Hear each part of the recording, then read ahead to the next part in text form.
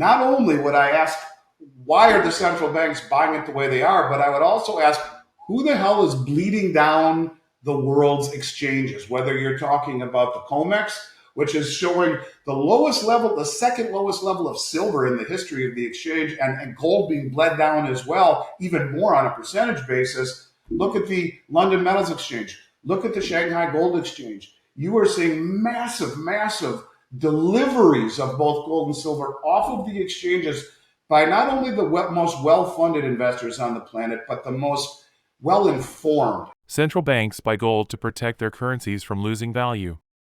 When a country's economy is weak, the value of its currency can go down. Central banks can print more money to try to fix this, but that can make the currency even weaker. Gold is a limited resource that cannot be easily created, so it is seen as a more stable asset. In the first 3 months of 2023, central banks bought a total of 228 tons of gold, which is a record high. This is because many central banks are worried about the global economy and want to protect their currencies. The top buyers of gold were Singapore, Turkey, China, Russia, and India. Andy Schectman, CEO of Miles Franklin, believes that the increased demand for gold by central banks is causing a decrease in the available supply. He also believes that this suggests that gold is seen as a reliable and stable asset. According to a survey by the World Gold Council, 24% of central banks plan to add more gold to their reserves in the next 12 months. This suggests that the demand for gold is likely to continue to grow in the future. Andy highlighted that not just the BRICS countries will likely continue to be net buyers of gold as they aim to diversify away from the US dollar, other countries are also accumulating gold. Let's watch snippets from Andy Schectman's interview, but before getting into the video, make sure to subscribe our channel and give this video a thumbs up. I mean, look, why did the BIS reclassify gold in 2019? Why did all the central banks, the German Bundesbank, the Bank of Austria, the Dutch National Bank, the Bank of Hungary, Turkey, Poland, the Czech National Bank, why did they all repatriate their gold from the Bank of England and the New York Fed? Why have the central banks bought more gold in the last 18 months than at any time in history? Why did they buy more the first quarter this year than at any time in history? You mentioned Singapore. They are number one on the list this year, right behind Turkey, who was number one last year. Look at the amount of gold imports or exports, rather, out of Switzerland. Again, this month, number one, China, number two, India, number three, Saudi Arabia. These countries are massively accumulating gold, and not just the countries that have applied to BRICS or the members of BRICS. But yeah, I think that what gold represents is, truthfully, will be a cornerstone to whatever new system arises. I think that it's very difficult to get people to drink the Kool-Aid again after the mismanagement of the dollar as the world reserve currency. And what gold represents, not only to the BRICS, but I think to all of the central banks, is stability. It is a tether to the fact that politicians throughout all of history have chosen inflation over austerity, and you will not be able, I think, to issue a new system if it is not backed by something. So yeah, I think this is real this time. The most well-funded, well-informed, and influential traders on the globe are showing us this. They are massively accumulating it. And when you draw down supplies from COMEX and LBMA, it's more than just saying they're taking delivery. It's incredibly sophisticated. It is not an easy thing to do. And when you leave those ecosystems as a big institutional buyer or industrial buyer, you lose all industrial liquidity. It is a one-way ticket when they leave the COMEX, when they leave the LBMA. These are one-way tickets. Just a couple of weeks ago, we had the largest one-day withdrawal of silver ever off the Shanghai Gold Exchange. This is not just a Western phenomenon. You're seeing globally a drive to accumulate gold and silver and to use the suppression, the Western suppression of price, to run cover for the massive and rampant acquisition. So yeah, I think this time it seems a little bit different to me.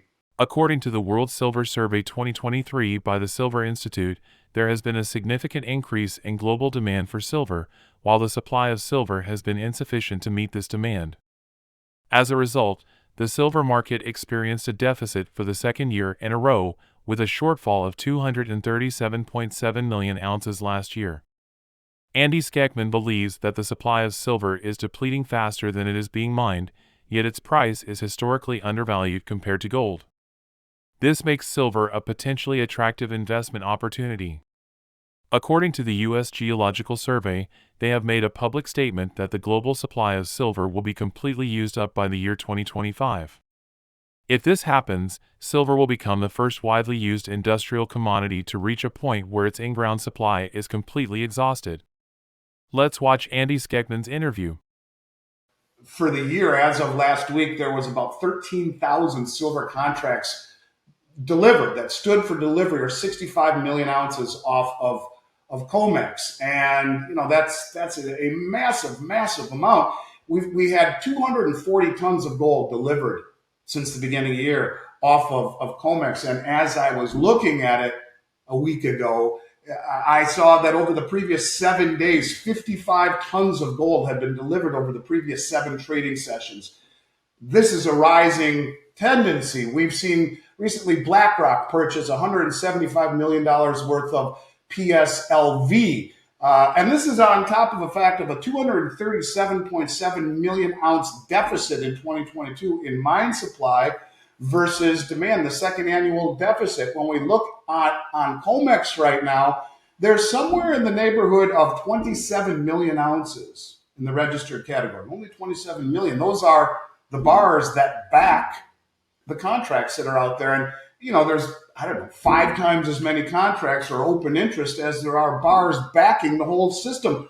When you talk about 27 million ounces, sounds like a lot, right? Well, India imported 304 million ounces last year. The previous 2 months in what's called exchange for physical, where contracts on COMEX are exchanged for physical and delivered off of the LBMA, almost 250 million ounces. You look at the total number of ounces on COMEX right now, it's about 273 or 4 million ounces, of which only 27 million ounces are up for sale. The majority of it belongs to people who have no intention of selling. Over half of it supposedly belongs to JP Morgan and the SLV, largest silver trust in the world. There is basically no silver on an industrial wholesale level, really hardly anything available for delivery when you factor in the fact that the number of contracts written against the bars for sale are exponentially higher. This is the same thing the Hunt brothers noticed in 1980. At what point can you continue to naked short a market where if you get called for delivery, you're not able to deliver? I'm not saying we're imminent threat of seeing the COMEX collapse, but we're as close as we've ever been. And so, yeah, I think that silver is probably the most undervalued asset on the planet. In fact, just a couple of weeks ago, there was a report issued that came out by the United States Geological Survey Committee. It's a branch of the U.S. government, who said by 2036, they estimate that all in-ground reserves could potentially be depleted globally. They came out and said by 2030, the majority of all the in-ground silver in Mexico could potentially be depleted. And they went as far as saying it could be the first element struck from the periodic table of elements. And so you tell me, what asset has the duality that silver does in demand of both an industrial metal, massively used in a green and digital environment, hugely used in military, over 500 ounces in the tip of every Tomahawk cruise missile, thousands and thousands and thousands of ounces in every ICBM. God forbid we ever start firing those off. But the need for silver in the military is something people don't talk about enough. And when you put military, industrial, and monetary into an asset that is depleting in nature, is coming out of the ground at 7 to 1, but priced at 84 to 1, historically 16 to 1 for 5,000 years. In every way you spin it, to me, it is the most undervalued asset on the planet, maybe the best investment. And I usually don't say gold and silver are investments, but by every single metric, supply, demand, in-ground supply, distortions in silver's relationship to gold, historically and geologically, in every way I look at it, I don't see a better place to put your money on the planet than silver. And I think many of the big investors around the globe who have been copiously accumulating it, methodically draining the exchanges, would agree. The US dollar index has reached a 15-month low, which has supported gold prices. The price of gold found support at the 200 days moving average and is now looking to break through $1,972. If it does, it could reach $2,000 and $2,008, which would trigger a wave of buying.